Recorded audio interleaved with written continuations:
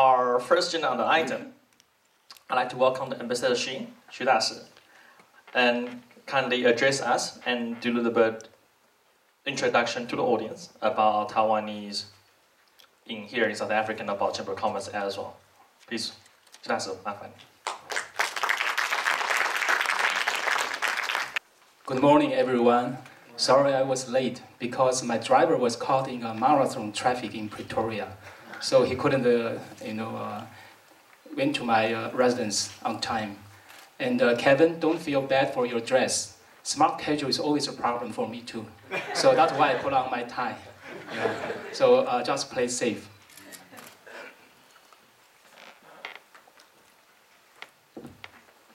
I was assigned by the Chamber of Commerce of Johannesburg to introduce the bilateral trade and also the investment environment in Taiwan to the audience.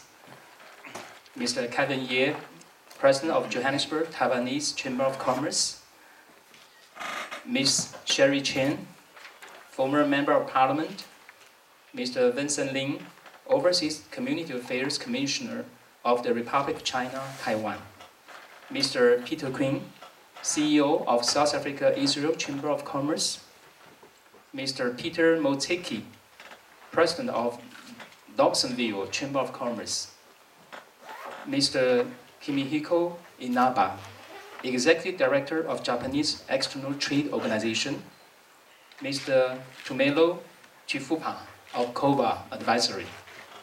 Mr. Chifupa is our old friend. It's so nice to see you again. And Mr. David Yang, Director of Taipei Liaison Office in the Republic of South Africa. And I don't know whether Eric's here, Mr. Eric Wu, the First Secretary, Economic Division, Taipei Liaison Office in the Republic of South Africa. And Mr. Wei Li Zhang, President of the Africa Taiwanese Young Chamber of Commerce. Friends from the media, distinguished guests, ladies and gentlemen, good morning. Good morning. Thank you. It is my great honor to join you at this seminar on the purpose and the development of business chambers in South Africa.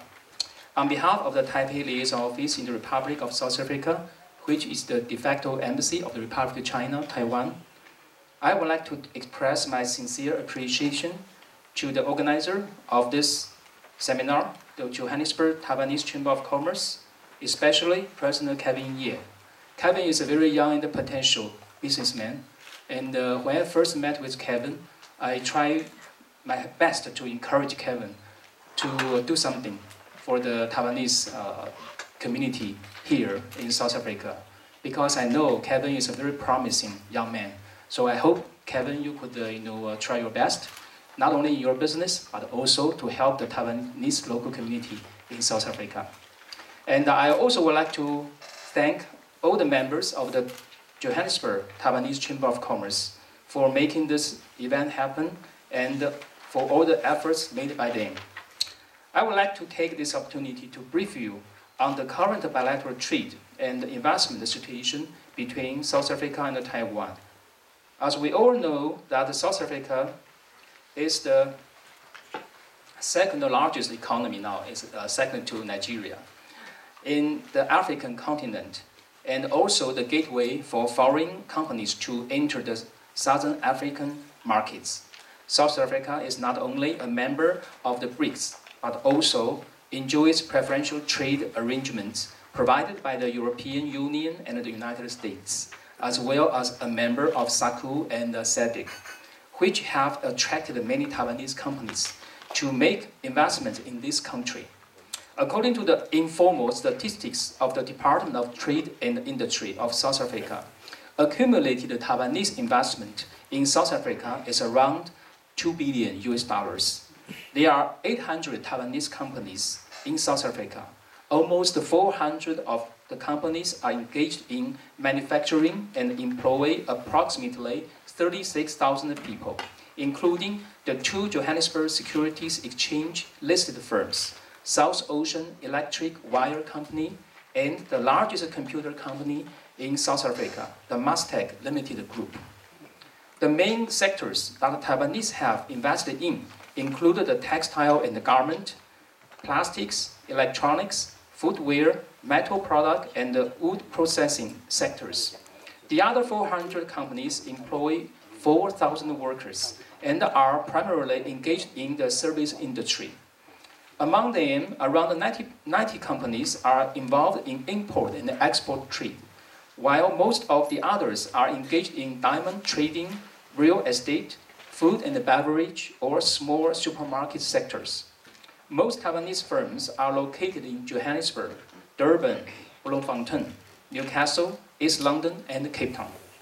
With Taiwanese entrepreneurs having such a strong and powerful presence in South Africa's commercial and business arena, we could get together and attend a seminar hosted by the Johannesburg Taiwanese Chamber of Commerce today. In terms of bilateral trade, South Africa is Taiwan's largest trading partner in Africa. In 2013, bilateral trade between Taiwan and South Africa amounted to 23 billion rands. This figure only accounts for 0.40% of Taiwan's total trade volume and 1.113% of South Africa's total foreign trade. South Africa is the 31st trading partner to Taiwan, and Taiwan is the 27th trading partner to South Africa. The figures indicate that there are plenty of room for future growth, and the two sides should cooperate more on promoting bilateral trade.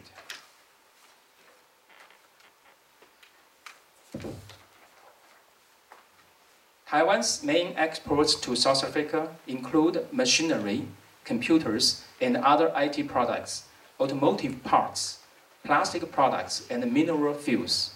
Taiwan's main imports from South Africa include iron and steel, copper and copper products, precious metals and stones, aluminum and aluminum products, and coal. The complementary nature of the bilateral trade between Taiwan and South Africa is self-evident. Now, I would like to tell you Taiwan's investment environment and encourage you to do business and invest in Taiwan.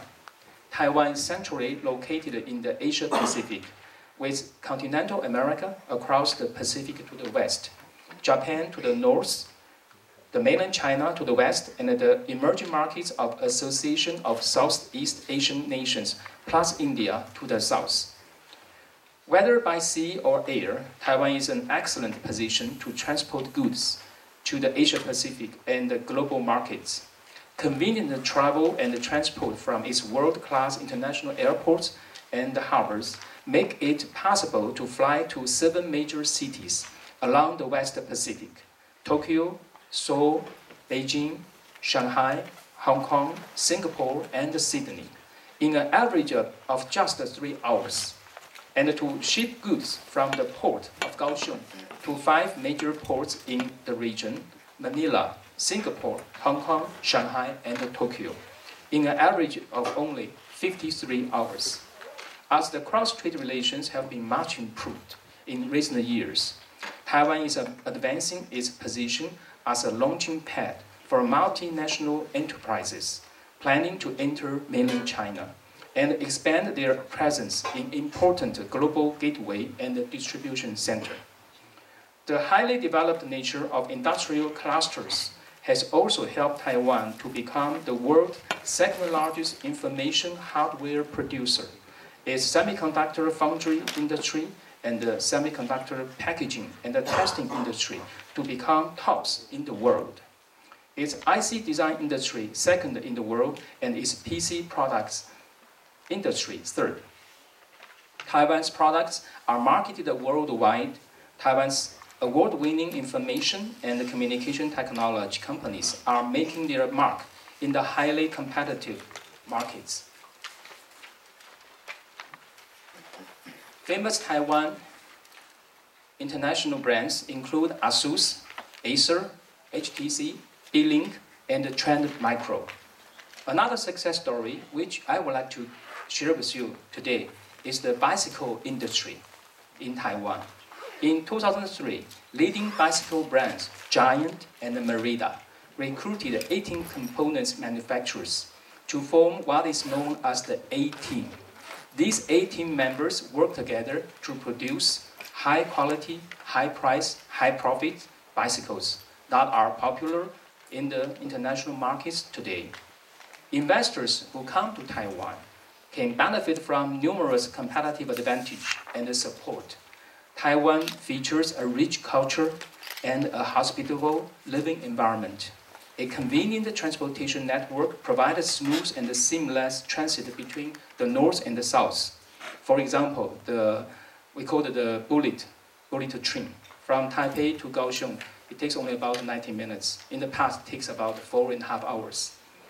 And the Taiwanese are not only hardworking, innovative, friendly, and generous, but also helpful toward others and tolerant. Such characteristics infuse Taiwanese society with vigor and promote relentless advancement. To sum up, Taiwan is the optimal choice for investment. Taiwan boasts the many advantages: a beneficial geographical location, a high-quality workforce, complete industrial chains, excellent manufacturing technologies, well-developed infrastructure, innovative R&D capabilities, stable financial markets, a sound legal environment, and government incentives. Its natural landscapes are as abundant as they are splendid. Its culture is rich, and its living environment is comfortable and convenient. As an investment platform, Taiwan is recognized for the excellent resources and wonderful environment it offers. It is an ideal choice for international enterprises seeking to expand into the Asia Pacific. Ladies and gentlemen, I'm sure that everyone here today will gain something from this wonderful seminar and make new friends. I wish this seminar a great success and all of you an enjoyable and a rewarding experience. And before I say thank you, I would like to say, Kevin, you have done a good job. And also, I would like to say for the Johannesburg Chamber of Commerce, thank you for your support for this event. I hope the Taiwanese community in South Africa, even our number are not so many as we had in the past. You may not know, at the peak season in South Africa, we had about 35,000 Taiwanese. But now we have only about 6,000 to 8,000 Taiwanese, mainly because of the security situation here. Is the most concern of our Taiwanese businessmen. But anyway, even our number here are not as many as it was before. But I'm quite sure the Taiwanese community, especially the community leaders, they are trying to unite the whole community. And I also hope we could see more investment from Taiwan, because everybody knows this continent is the last piece of a market in the world. Everybody should take advantage of it. So I hope to see the Taiwanese could become courageous as we were before. In the last century, Taiwanese, they just brought a suitcase, they travel around the world. They explore the world markets. That's why and how Taiwan could have a very successful economy in the past 6 decades. And so in the future, I hope to see more young entrepreneurs from Taiwan could settle down here, and also those second generation of the Taiwanese already in South Africa could also develop themselves and do business and making money. Thank you very much.